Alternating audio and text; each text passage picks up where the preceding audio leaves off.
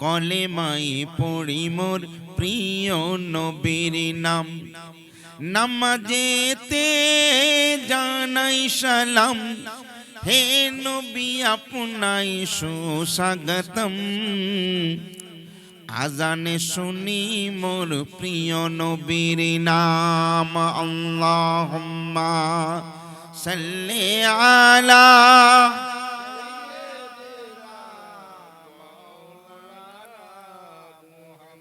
ওয়ালা আলি সাইয়্যিদিনা। আকাশ বলে জমিন বলে,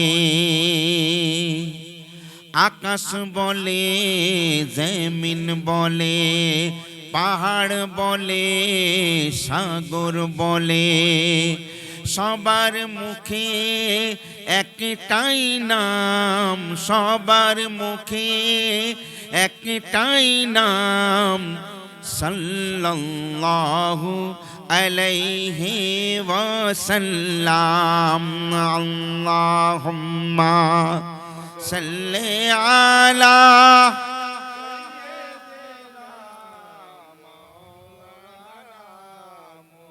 ওয়ালা আলি সাইয়্যিদিনা। ফাউযু বিল্লাহি মিনাশ শাইতানির রাজীম। বিসমিল্লাহির রহমানির রহিম। ওয়া মিনান নাসি মান ইয়াকুলু আমান্না বিল্লাহি ওয়া বিল ইয়াউমিল আখির ওয়া মা হুম বিমুমিনিন। আমানতু বিল্লাহি সাদাকাল্লাহুল আযীম। ফাকাদ ক্বালাল্লাহু তাবারাক তাআলা ফি কালামিহিল মাজিদ আল ফুরকানিহিল হামিদ। আম্মা বাদ।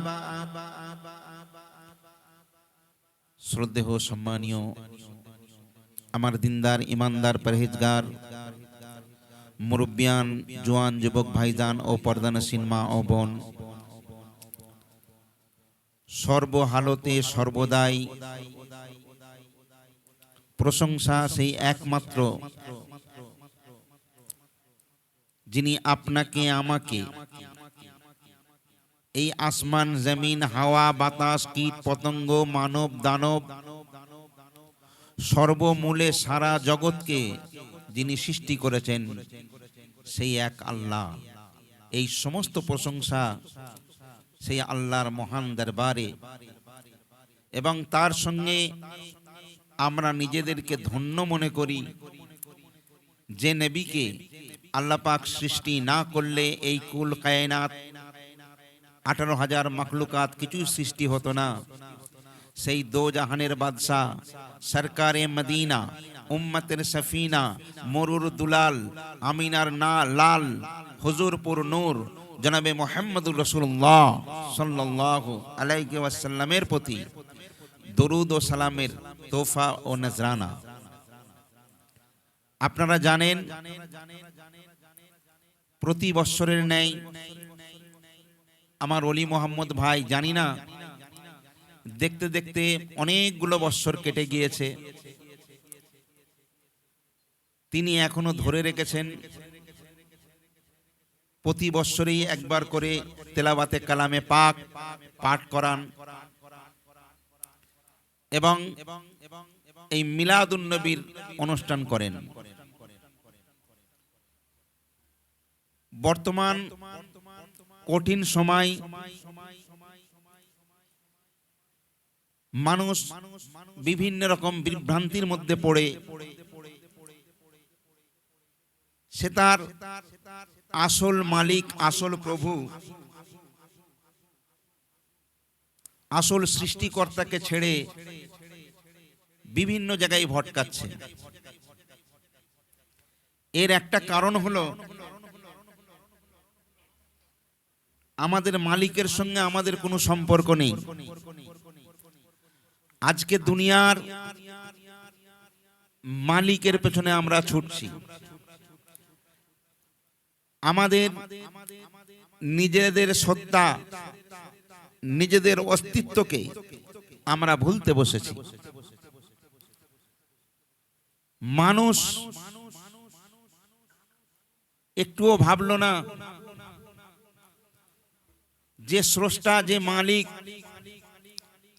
আজকে দুনিয়ার জমিনে আমাদের পাঠিয়েছেন, তিনার অসংখ্য নিয়ামত দ্বারা আমাদের পরিপূর্ণ করে পৃথিবীর জমিনে পাঠিয়েছেন এবং একা একা বা খালি হাতে একাকী আমাদের ছেড়ে দেননি। তিনি আমাদের জন্য তার গাইডলাইন কালামে পাক দিয়েছেন, আহলে বায়াত দিয়েছেন, নবীর হাদিস দিয়েছেন। তারপরেও আমরা সেগুলো ফলো করি না এবং যে কথা আল্লাহ পাক বলেছেন সেই হুকুম মোতাবেক আমরা জীবন যাপন করতে পারি না। তাই এত রকম গজবের মধ্যে, এত রকম শাস্তির মধ্যে আমরা নিপতিত হচ্ছি, বা এর পেছনে যেটা মূল সেটাকেই আমরা ভুলতে বসেছি। তবে এখনো তওবার দরজা খোলা আছে। আপনারা জানেন আগামীকাল হয়তো শবে বরাত, বড় মূল্যবান রাত আমাদের সামনে হাজির। এখন পৃথিবীটা এমন হয়ে গেছে, পুরো ভেজাল নকলে ভরে গিয়েছে। এখন অনেক রকম ধর্মাবলম্বী মানুষ বার হয়েছে, সবাই নিজেদের ধর্মের বাড়াই করে। এ বলছে আমার ধর্ম বড়, ও বলছে আমার ধর্ম বড়। বুঝতে পেরেছেন? এখন কার ধর্ম বড় এটা নিয়ে সবাই টেনশনে আছে। সবাই কিন্তু জোর গলায় বলছে আমার ধর্ম বড়, তাই না ভাই? ছোট্ট ছোট্ট দু একটা কথা আপনাদের সামনে রাখি। আপনারা বলুন, আল্লাহ পাক যখন 6 দিনের মধ্যে আসমান জমিন তামাম দুনিয়াকে যখন সাজিয়ে ফেললেন, তারপর আল্লাহর এই দুনিয়াকে আবাদ করার জন্য আল্লাহ যে জাতি পাঠিয়েছিলেন সেই জাতিটার নাম ছিল হারিস। এই হারিস নামক জাতি আল্লাহর সঙ্গে যখন নাফরমানি করলো, আল্লাহ এদের ধ্বংস করে দিলেন। দ্বিতীয় নম্বর জাতি পৃথিবীর জমিনে সৃষ্টি করলেন মারিস। এই মারিসও আল্লাহর সঙ্গে নাফরমানি করলো, আল্লাহ তাদের ধ্বংস করে দিলেন। তৃতীয় নম্বর জাতি সৃষ্টি করলেন অসুর, তারাও আল্লাহর সঙ্গে নাফরমানি করলেন, তাদেরও ধ্বংস করে দিলেন। চতুর্থ নম্বর জাতি জিন জাতিকে আল্লাহ সৃষ্টি করলেন, জিন জাতিও আল্লাহর সঙ্গে নাফরমানি করলো, তাদেরকেও আল্লাহ ধ্বংস করে দিলেন। পঞ্চম নম্বর জাতি মনুষ্য জাতিকে সৃষ্টি করলেন।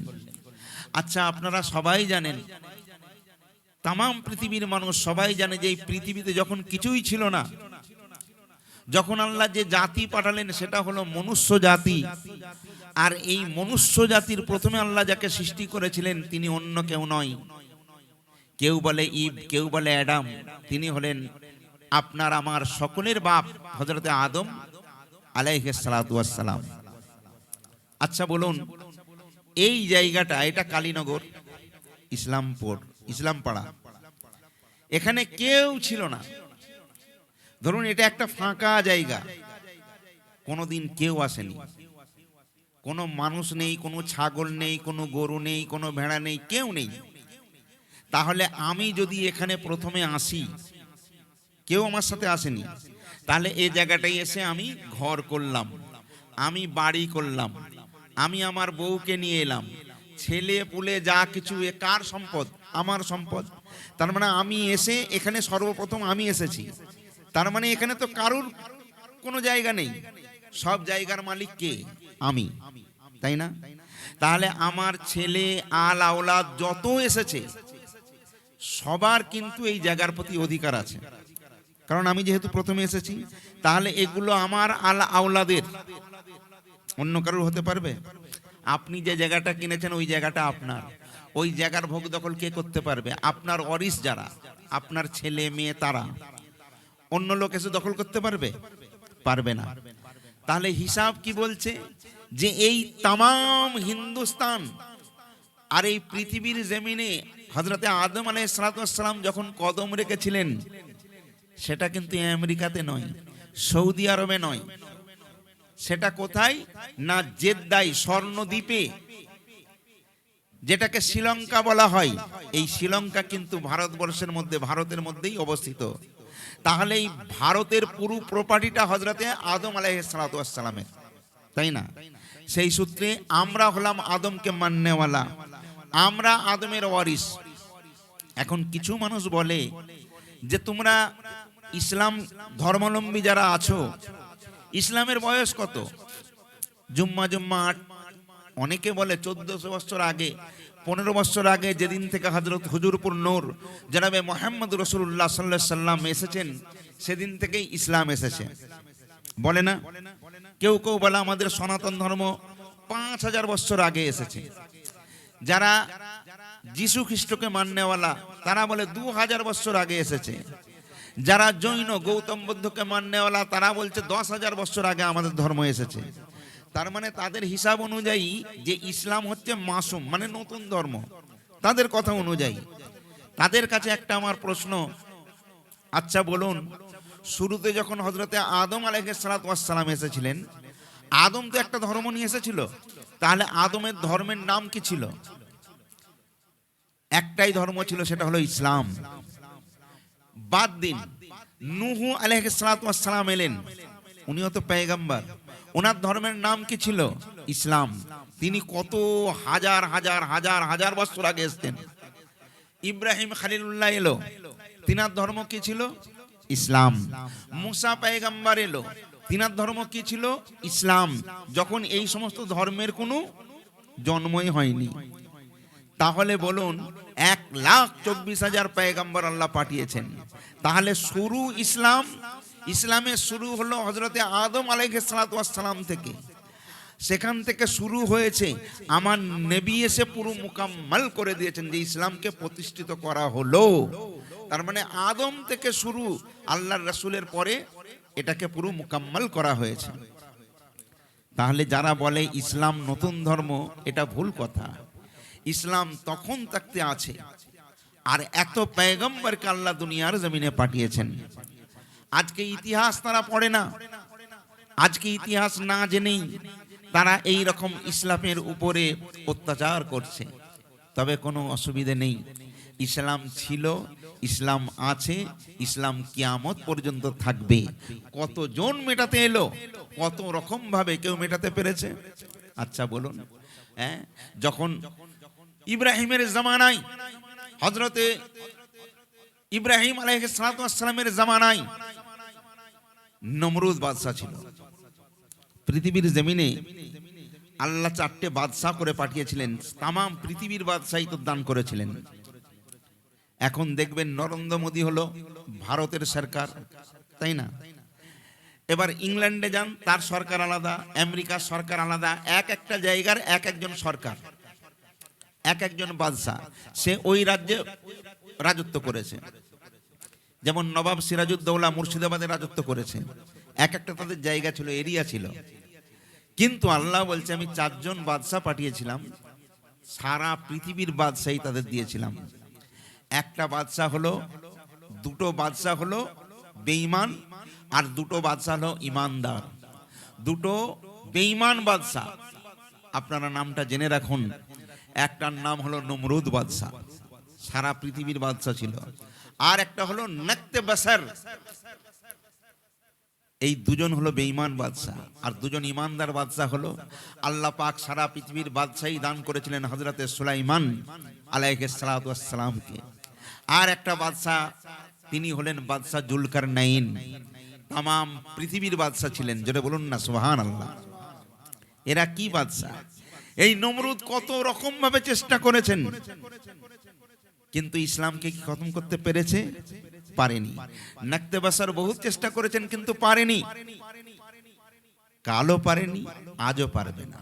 ফেরাউন মুসাকে কত অত্যাচার করেছে, নীল দরিয়ায় মারতে চেয়েছিল কিন্তু মারতে পেরেছে? তাকেও কেউ মারতে পারেনি। মানে সে নিজেই শেষ হয়ে গেছে, ওই দরিয়াতে হাবুডুবু খেয়ে শেষ হয়ে গেছে।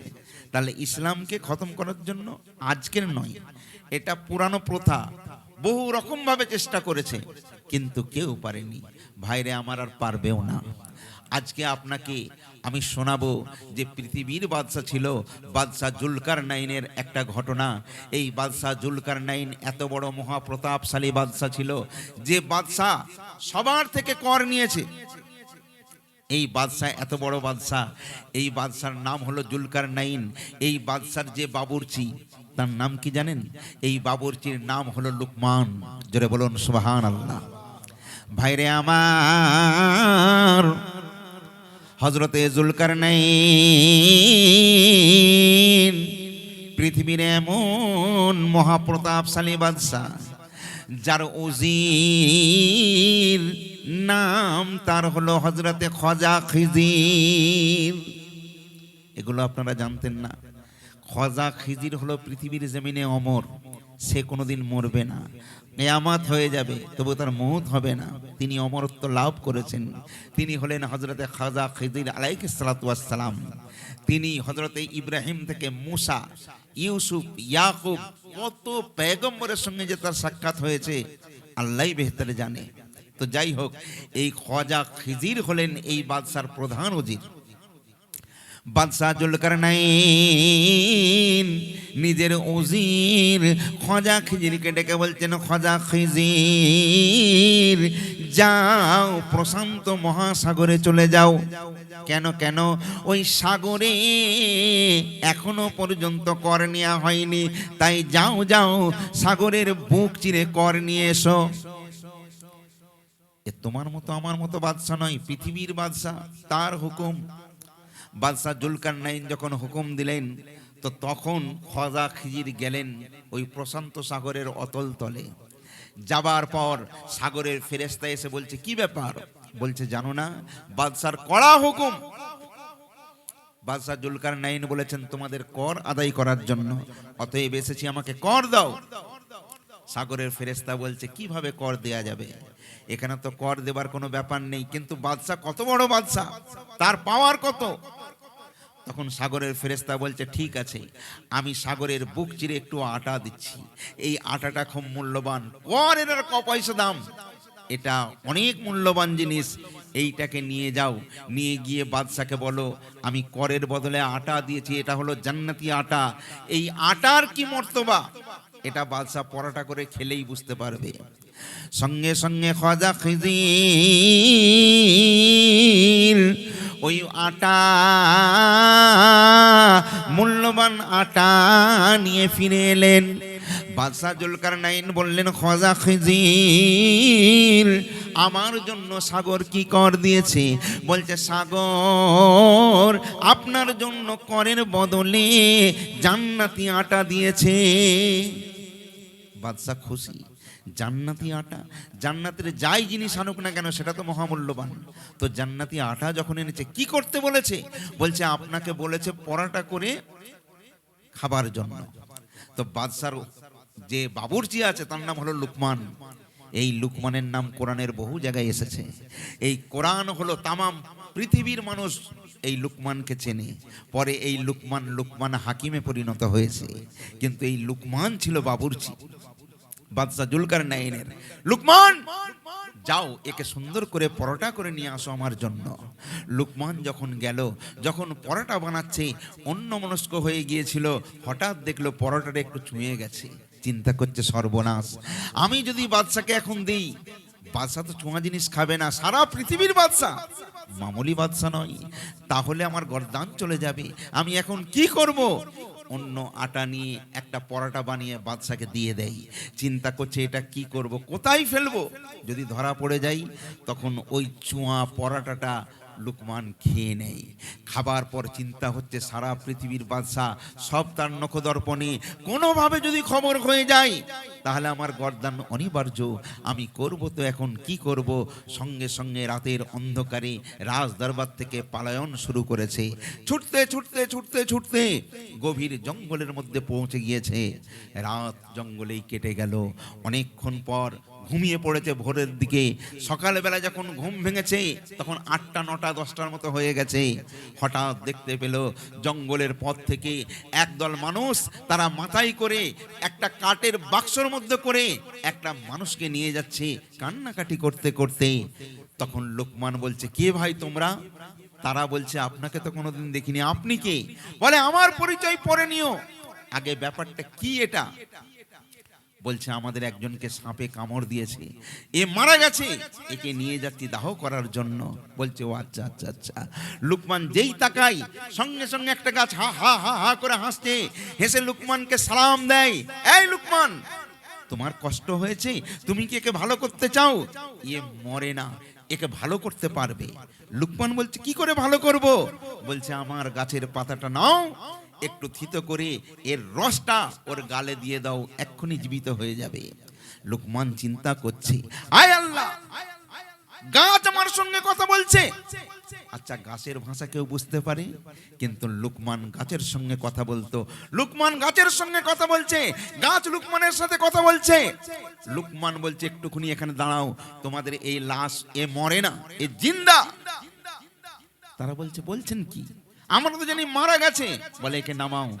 বাইরে আমার সঙ্গে সঙ্গে লুকমান করলো কি, ওই গাছের পাতা দুটো নিয়ে হাতের মধ্যে ভালো করে ঘষে একটু রস বের করে ওই লোকটার মুখে দিল। যে লোকটা মরা বলে তারা বলল, ওই লোকটার মুখে দেবার পর কিছুক্ষণ পর ওই লোকটা চোখটা তাকিয়ে ওইখানে আবার বসে উঠল। লোকটা জিন্দা হয়ে গেল। সবাই বলল, তাজ্জুব ব্যাপার, আপনি কে বাবা? বলে, আমার পরিচয় দেওয়ার দরকার নেই, আমি একজন পথিক, একজন ফকির মানুষ। লুকমান ওই গাছের তলায় বসে পড়ল। তারা চলে গেল। আবার একটা গাছ হেসে বলছে, এই লুকমান, তোকে খুব খিদে পেয়েছে, তুই আমার গাছের পাতাটা ছেড়, একটুখানি রস বার করে খেয়ে নে, তোর পেট ভরে যাবে। যেই রসটা খেয়ে নিল, পেট ভরে গেল। আবার একটা গাছ হেসে বলছে, এই লুকমান, তোকে কি পিপাসা লেগেছে? তুই আমার পাতাটা একটুখানি চোষ, তোর পিপাসা পুরো মিটে যাবে। লুকমান বলছে, হাই আল্লাহ, এ কি তোমার কুদরত, এ কি তোমার রহমত, আমি তো কিছুই বুঝতে পারছি না। কিন্তু দেখুন, সমস্ত গাছ যখন লুকমানের সঙ্গে কথা বলতে রইল, লুকমান একটা গাছের তলায় বসে পড়ল। আর এরা গিয়ে তামাম পাড়ায় ঢাক পিটিয়ে দিয়েছে, কোথা থেকে একটা ফকির বাবা এসেছে, যার কথার এত পাওয়ার, তিনি গাছের পাতা ছিঁচে এর গালে দিতে মরা মানুষও জিন্দা হয়ে গেছে।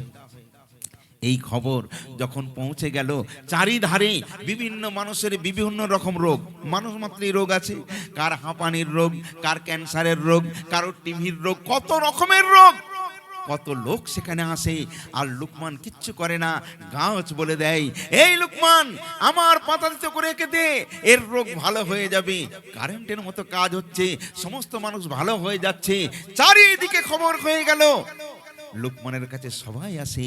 একটা লুকমান কুঁড়ে মতো করলো, কুঁড়ে করে সেখানে জীবন যাপন করে। মনের মধ্যে আছে যে বাইরে আর যাব না, এই জঙ্গলের মধ্যেই জীবন যাপন করে। দেখতে দেখতে 1 বছর 2 বছর হয়ে গেছে। লুকমান কোনোদিন দাড়িও সেভ করে না, মাথার চুলও কাটে না। মাথার চুলগুলো বিরাট লম্বা হয়ে গেছে, দাড়িগুলো বড় বড় হয়ে গেছে। একটু একটু দাড়ি ছিল, এখন এত বড় দাড়ি হয়ে গেছে। লুকমানকে আর চেনার কোনো উপায় নেই। একদিন লুকমান, সমস্ত লোকজন অনেক আশিক ভক্ত হয়ে গেছে, সবার সঙ্গে আল্লাহ রাসূলের কথাবার্তা আলাপ আলোচনা করে। হঠাৎ লুকমানের কানে খবর এলো বাদশা জুলকারনাইনের এমন একটা মহামারী, এমন একটা অসুখ হয়েছে। তাম পৃথিবীর বড় বড় ডাক্তার, বৈদ্য, কবিরাজরা আসে আর ফিরে যায়। সবাই বলে এ দাওয়াই নেই, এই রোগের কোনো ওষুধ নেই।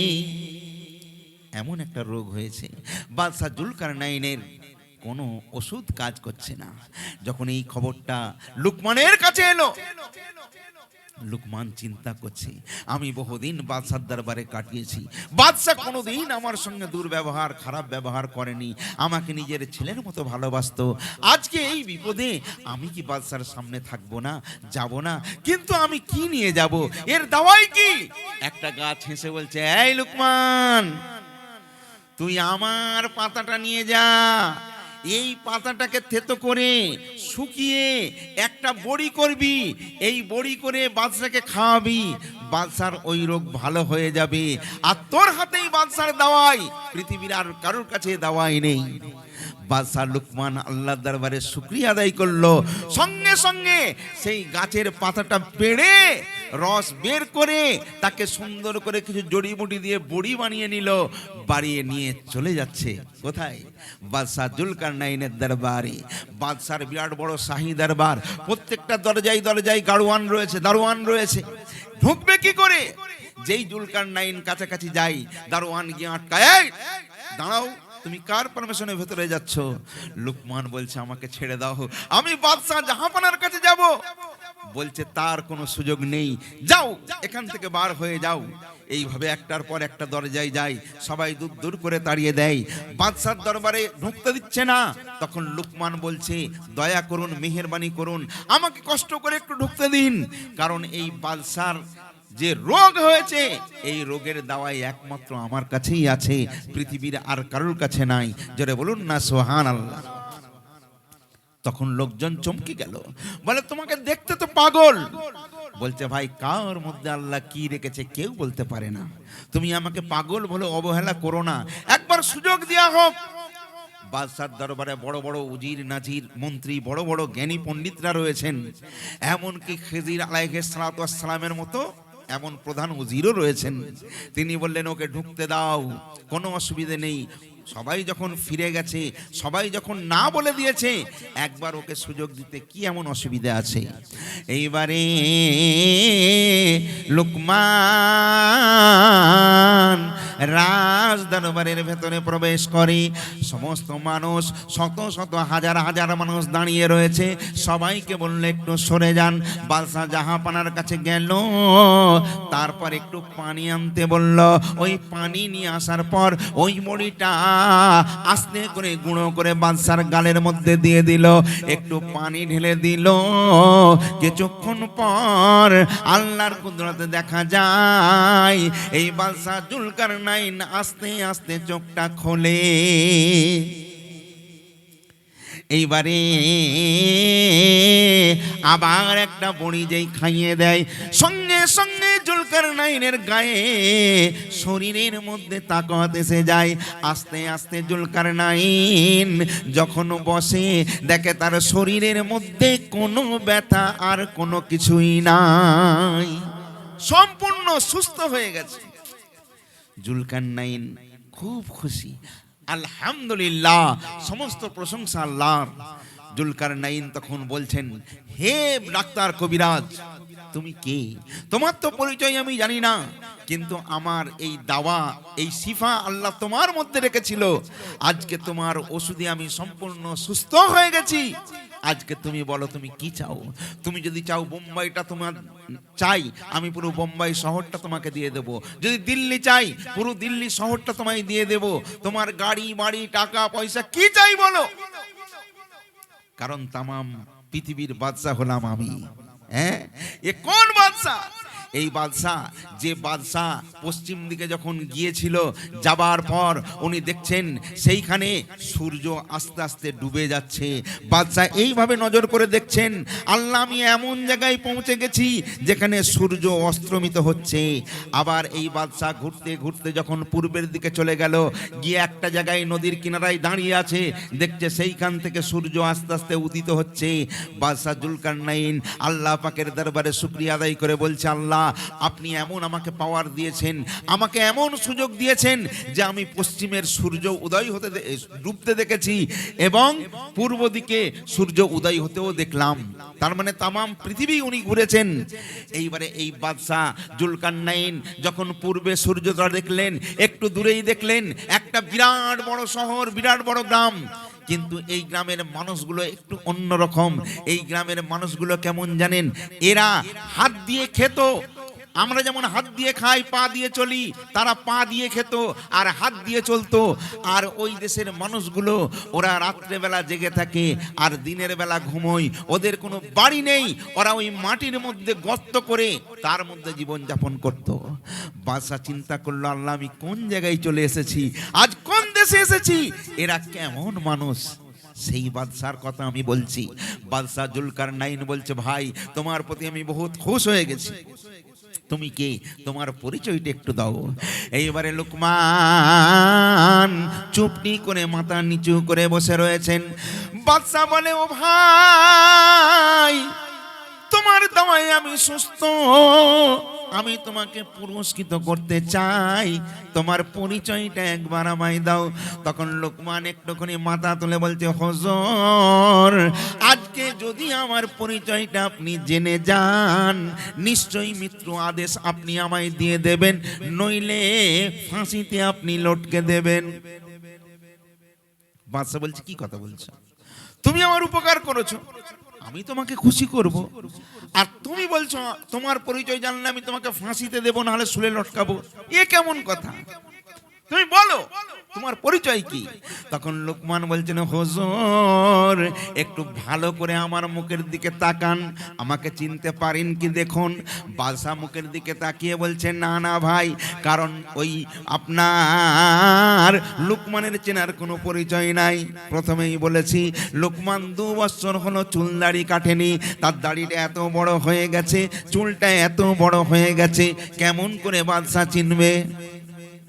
কারণ বাদশার কাছে যখন ছিল একটু একটু দাড়ি, ভালো চুল শেপ সাপে থাকতো, এ তো একদম মানে কি বলবো, এমন অবস্থা হয়ে গেছে তার চেনার কোনো পরিচয় নেই।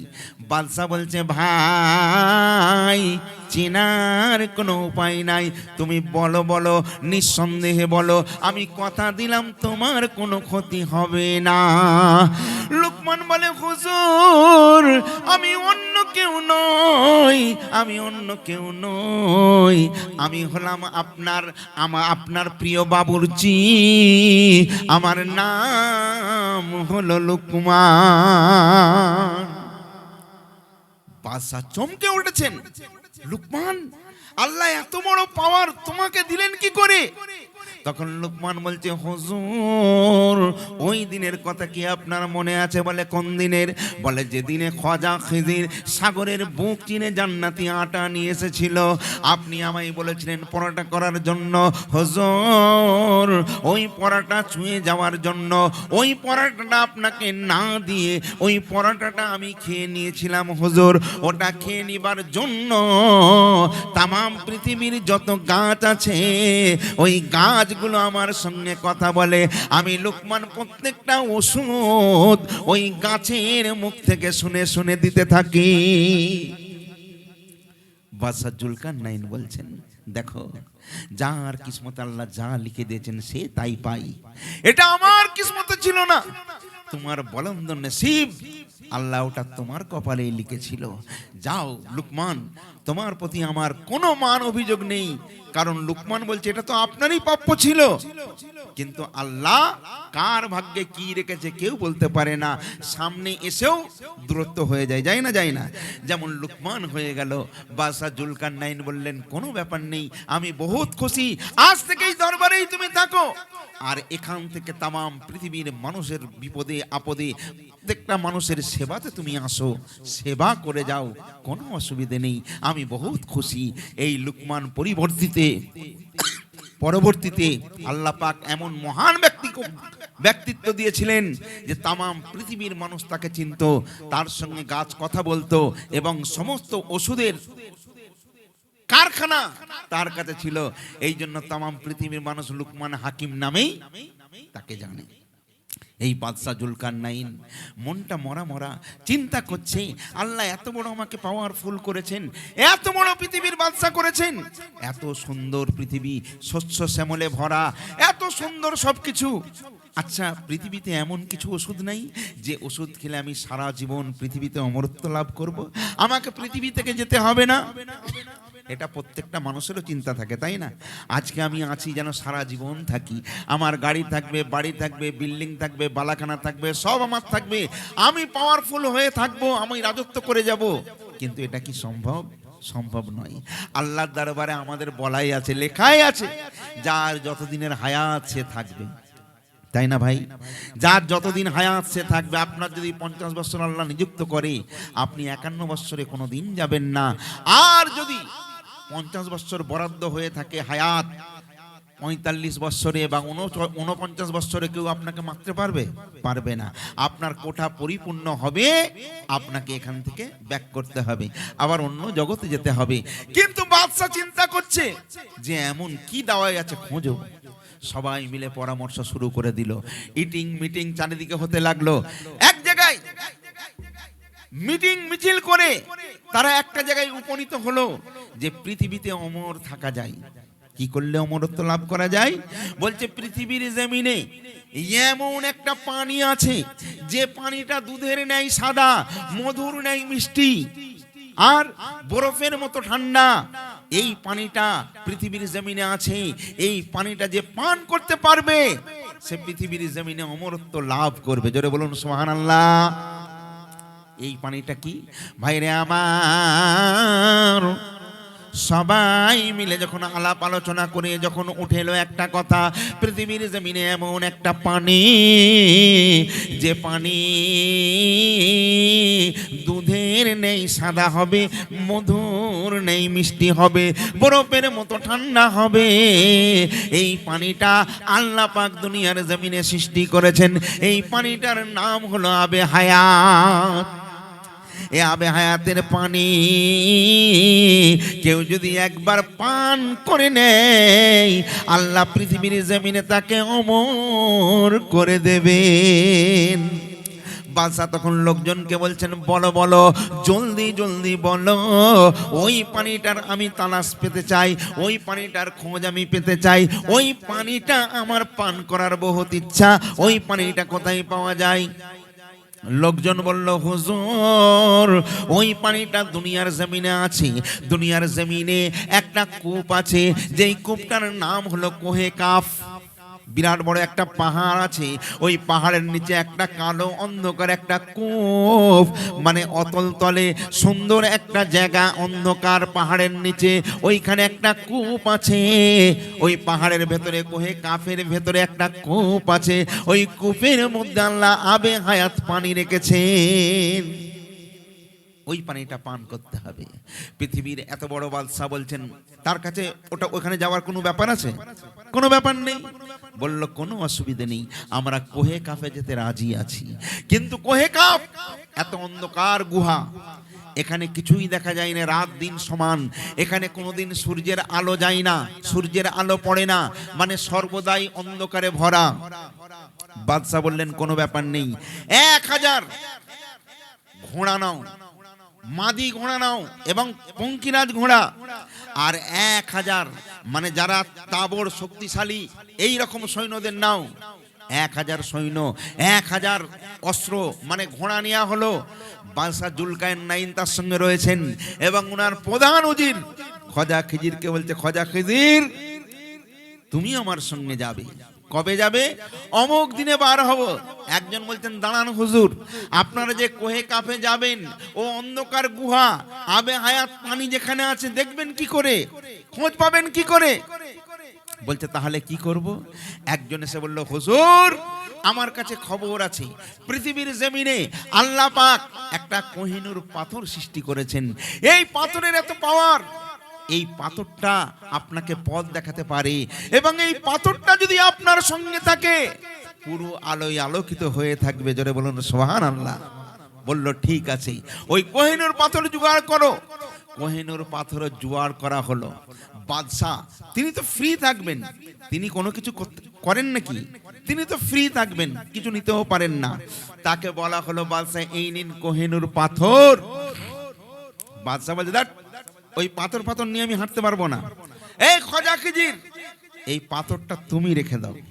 খাজা খিজির বলছে, জি হুজুর। খাজা খিজিরের কাছে এই কোহিনূর পাথর উনি ট্যাঁকে খুঁজে নিলেন, নিয়ে 6 মাস ধরে সফর জারি রাখলেন। 6 মাস পর কোহে কাফের মধ্যে যখন পৌঁছে গেলেন, ওই অন্ধকার গুহা, বলছে গুহার মধ্যে ঢোকো।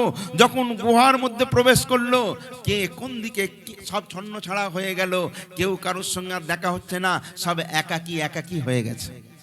বুঝলেন না? ঘুরছে কোহে কাপটা তাহলে কত বড়, একটু ফলো করুন ভাইরে আমার। এই কোহে কাপ যেইখানে সবাই ছন্ন ছাড়া হয়ে গেছে, একাকী হয়ে গেছে, কেউ কারোর সঙ্গে দেখা হচ্ছে না। এদিকে বাদশাহ জুলকারনাইনও একা হয়ে গেছে। একটুখানি জুলকারনাইন আগিয়ে যাবার পর হঠাৎ জুলকারনাইন দেখতে পায়, যেমন সূর্যের আলো পড়ে, কেউ যদি লাইট মারলে উজালা হয়ে যায়, বন্ধ করলে অন্ধকার হয়ে যায়, এই রকম অবস্থা জুলকারনাইন দেখতে পায়। হঠাৎ মানে চমকে গেল একটা আলোর ফোয়ারা। ওই আলোর মধ্যে দেখা গেল একটা ভাঙা প্রাচীর, আর ওই প্রাচীরের মধ্যে দেখা গেল হাজার হাজার মোরগ। তারা তাদের ভাষায় ডাক দেয়। আবার চোখের পালক পাল্টাতে পাল্টাতেই ওই মোরগগুলো গায়েব হয়ে গেল।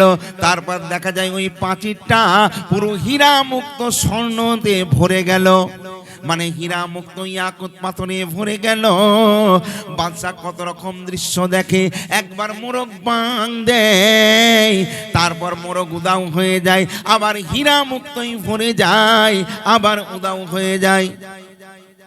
বাদশা অবাক কাণ্ড, একই দৃশ্য দেখছি। আমি দেখলাম মোরগ, আবার মোরগ আউট, আবার হীরা মুক্ততে ভরে গেল, আবার অন্ধকার হয়ে গেল। ব্যাপারটা কি? এইবারে আবার আলোর ফোয়ারা এলো, আবার ওই প্রাচীরটা দেখা গেল, তার মধ্যে দেখা গেল মোরগ। তারা তখন মোরগগুলো নিজেরা বলা বলি করে, আর একটা মোরগ একটা মোরগকে বলছে, কে চিনিস চিনিস, আর একটা মোরগ বলছে হ্যাঁ হ্যাঁ, কেউ বলছে না না চিনি না। একটা মোরগ বলে, তুই কি চিনিস না? আল্লাহ পাক ইনাকে সারা পৃথিবীর বাদশা করে পাঠিয়েছেন, ইনার নাম হলো জুলকারনাইন। একটা মোরগ বলে, বাদশা তো রাজপ্রাসাদে থাকার কথা, বাদশা তো রাজমহলে থাকার কথা, এই বাদশা এই কোহে কাফের মধ্যে কি করছে, কি করতে এসছে? এবারে বাদশা বলছে, তোমরা কে? মোরগগুলোকে জিজ্ঞেস করছে, বাদশা তোমরা কে? মোরগগুলো বাদশার মুখের দিকে তাকিয়ে বলে, বাদশা আমাদের তুমি চিনতে পারবে না, আমরা হলাম মায়া মায়া মায়া মায়া মায়া, বলেই ওখান থেকে উদাও হয়ে গেল। বাদশা জুলকারনাইন অবাক হয়ে গেল, আই আল্লাহ আমি কি দেখলাম। আবার একটুখানি বাদশা আস্তে আস্তে এক কদম এক কদম এক কদম করে হাঁটে, কারণ অন্ধকার চারিদিকে, কোথায় তো কিছুই দেখা যাচ্ছে না। বাদশা জুলকারনাইন আস্তে আস্তে বেশ কিছু দূর যাবার পর দেখতে পায় ওই রকম একটা আলো, আলোর ঝিলিক মারে। সেখানে দেখা যায় একজন বাঁ পায়ের বুড়ো আঙুলের উপরে এরকম ভর করে এক পা অন্যদিকে এইভাবে তুলে নিয়ে একটা মুখে বাঁশি নিয়ে দাঁড়িয়ে রয়েছে। একজন লোককে দেখতে পাচ্ছে, বাঁ পায়ের বুড়া আঙুলে ভর দিয়ে এক পাতে একটা আঙুলের ভরে সাহায্যে দাঁড়িয়ে রয়েছে, হাতের মধ্যে একটা বাঁশি নিয়ে, আর ওপর দিকে তাকে দাঁড়িয়ে রয়েছে। বাদশা তার কাছাকাছি গেল, হাত দিয়ে দেখলো এই তো পাথর, কারণ এ নড়েও না চড়েও না। আর কে যেন ওইখানে মূর্তি করে রেখে দিয়েছে, এই বুড়ে আঙুলের এক আঙুলের মধ্যে ভর দিয়ে দাঁড়িয়ে রয়েছে, হাতের মধ্যে একটা বাঁশি, নড়েও না চড়ে না, নিশ্চয়ই কোনো মূর্তি হবে, পাথরের কিছু হবে একটা। বাদশা জুলকারনাইন যে এক কদম এগিয়ে যায়, সঙ্গে সঙ্গে আওয়াজ হয়, ওই পাথরের মূর্তি থেকে আওয়াজ হয়, বাদশাহ ভুল ব্যাখ্যা তুমি করো না, বাদশাহ তুমি চিনতে পারো না, আমি কোনোদিনই পৃথিবীর মূর্তি নই, তুমি হয়তো আমাকে চেনো না, আমাকে চেনো না। বাদশাহ বলছে তুমি কথা বলতে পারো? বলে হ্যাঁ হ্যাঁ আমি সব বলতে পারি। বাদশাহ বলছে তুমি কে? তখন ওই মূর্তিটা বলছে বাদশাহ শুনে রাখো, আমার পরিচয় যদি নিতে চাও তো নাও, আমি পৃথিবীর জমিনের কোনো মানুষ নই, আমি হলাম আল্লাহর ফারিস্তা, আমার নাম হলো হযরতে ইসরাফিল আলাইহিস সালাতু ওয়াস সালাম। আজকে তুমি যে আমায় দেখতে পাচ্ছ, আমি বাঁ পায়ের বুড়ো আঙুলের উপরে ভর দিয়ে দাঁড়িয়ে রয়েছি, এটা হলো আল্লাহর হুকুম। আমার হাতে যে বাঁশি দেখতে পাচ্ছ, আল্লাহ পাকের যখন হুকুম হবে, এই বাঁশিটা আমি যখন বাজাবো, সেই দিনে প্রলয় শুরু হয়ে যাবে, কিয়ামত শুরু হয়ে যাবে। আমি আল্লাহর হুকুমের অপেক্ষায় রয়েছি, আল্লাহ কখন হুকুম দেবেন এই জন্য পুরো রেডি হয়ে রয়েছি। যেই বলবে ইসরাফিল, সঙ্গে সঙ্গে আমি বাঁশি স্টার্ট করে দেব। এটা হলো সেই জায়গা। বাদশাকে বলছে এই বাদশা, কিন্তু তুমি এখানে কি জন্য? তখন বাদশা বলছে আমার জীবনের একটাই আশা, আমি পৃথিবীর জমিনে অমরত্ব লাভ করতে চাই, তাই আজকে এসেছি কোহে কাফের ভেতরে, আমি আবে হায়াত পান করার জন্য এসেছি। তখন ওই ইসরাফিল ফেরেশতা মুচকি হেসে বলছে বাদশাহ, আবে হায়াত পান করা এত সহজ নয়, সবই মুকদ্দরের ব্যাপার, কিসমতের ব্যাপার, কপালের ব্যাপার। তবে এই পানি কেউ না কেউ পান করবে, যার কপালে আছে কিসমতে আছে সেই পান করবে। তো তুমি এই পানি পান করার জন্য এসছো? হ্যাঁ ফেরেশতা, আমি পানি পান করার জন্য এসেছি। বলছে দেখো আল্লাহ কি লিখেছে কার কপালে। এইবারে বাদশা জুলকারনাইন ওইখান থেকে এক কদম আস্তে আস্তে আস্তে আস্তে হেঁটে হেঁটে যাচ্ছে, এদিকে খাজা খিজির আলাইহিস সালাতু ওয়াস সালাম তিনিও এক জায়গায় হারিয়ে গেছেন, তার সঙ্গে কেউ লোকজন নেই, ঘুটঘুটে অন্ধকার। খাজা খিজির চিন্তা করছে আমি এখন কোথায় এলাম, কোথায় যাব। হঠাৎ তার মনে পড়ে যায় বাদশা তাকে যে মূল্যবান কোহিনূর পাথর দিয়েছিল, সেই পাথরটা কি জন্য আমি রেখেছি, এই সময় তো সেই পাথরের প্রয়োজন। এইবারে খাজা খিজির যে ওই কোহিনূর পাথরটা বের করে সামনের দিকে রাখে, ওই পাথরের জ্যোতি এমন একটা জ্যোতি, সেই জ্যোতিতে ওই জুলকারনাইনের ওই উজির খাজা খিজির দেখতে পাই তার সামনে ওই আবে হায়াতের কূপ, আবে হায়াতের কুয়ার পানি, আবে হায়াতের পানি খাজা খিজিরের সামনে। খাজা খিজির পাথরটা এক জায়গায় রাখে, আর আবে হায়াতের পানি দু হাতে ভরে ওই পানির দিকে তাকায়, আল্লাহ পাকের দরবারে শুকরিয়া আদায় করে, মাবুদ আজকে আবে হায়াতের পানিটা তুমি আমার কিসমতে রেখেছ। বিসমিল্লাহ বলে খাজা খিজির ওই আবে হায়াতের পানিটা পান করে নিল। তাহলে পান করার কথা কার? জুলকারনাইনের। ওই আটাটা খাওয়ার কার জন্য ছিল বরাদ্দ? জুলকারনাইনের। আটা তো পেল না। আবে হায়াতের পানি পান করার কথা কার ছিল? জুলকারনাইনের। কিন্তু পেল কে? খাজা খিজির আলাইহিস সালাতু ওয়াস সালাম। খাজা খিজির আবে হায়াত পান করে অমরত্ব লাভ করলো। আর এদিকে জুলকারনাইন ওই চারিদিকে খুঁজতে খুঁজতে খুঁজতে খুঁজতে ওই গুহা থেকে যখন দরজার সামনে এলো, সমস্ত সাথী সঙ্গীরা সেইখানে একত্রিত হয়ে গেল। বাদশাহ বলছেন, আর আবে হায়াত পান করার আমাদের দরকার নেই। আর এটা এমন একটা জায়গা, এই কোহে কাফ, এখান থেকে বের হওয়া খুব শক্ত। বার যখন হয়েছে আর ঢোকার প্রয়োজন নেই, চলো এখান থেকে আমরা বাড়ির দিকে রওনা হই। সেই 1000 অস্ত্রধারী মানে ওই সৈন্য সিপাহীদের নিয়ে ওখান থেকে ছুটে ছুটে আসছেন। বাদশাহ জুলকারনাইন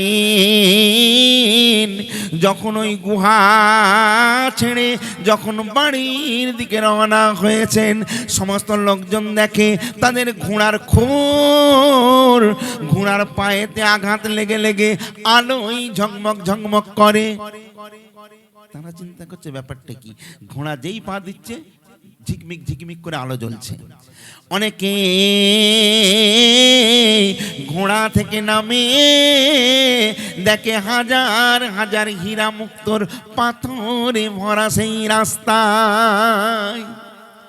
কেউ তখন ওই পাথরগুলো রাস্তা থেকে কেউ কোঁচড়ে ভরে নেয়, কেউ পকেটে ভরে নেয়, কেউ ঝুলিতে ভরে নেয়, আবার কেউ কেউ বলছে ধর ওই পাথর নিয়ে কি হবে, ওই নুড়ি পাথর নিয়ে কি হবে, কি এটা? কেউ তো দেখতে পাই না যে সেইটা কি পাথর, সেটা বালি না সেটা কচ না ময়লা কি। তাই অনেকে নিল, বললো যাই হোক ঘোড়ার পায়েতে যখন আলো জ্বলছে আমি নেব। এইরকম মোটো মোটো করে কেউ কেউ নিয়েছে, আবার কেউ কেউ নেয়নি। ভাইরে আমার, এবারে 6 মাস অতিবাহিত হয়ে গেল।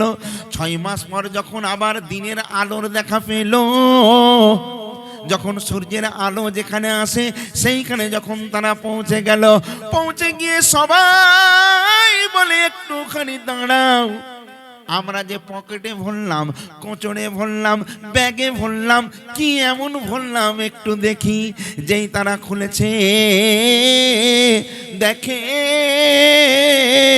সেইগুলো ধুলোবালি নয়, ইয়াকুত পান্না চুনিতে ভরা। যারা যারা নিয়েছে তারা বলল হাই হাই, যদি আর একটু বেশি নিতাম তাহলে আমাদের জীবনটা ধন্য হয়ে যেত।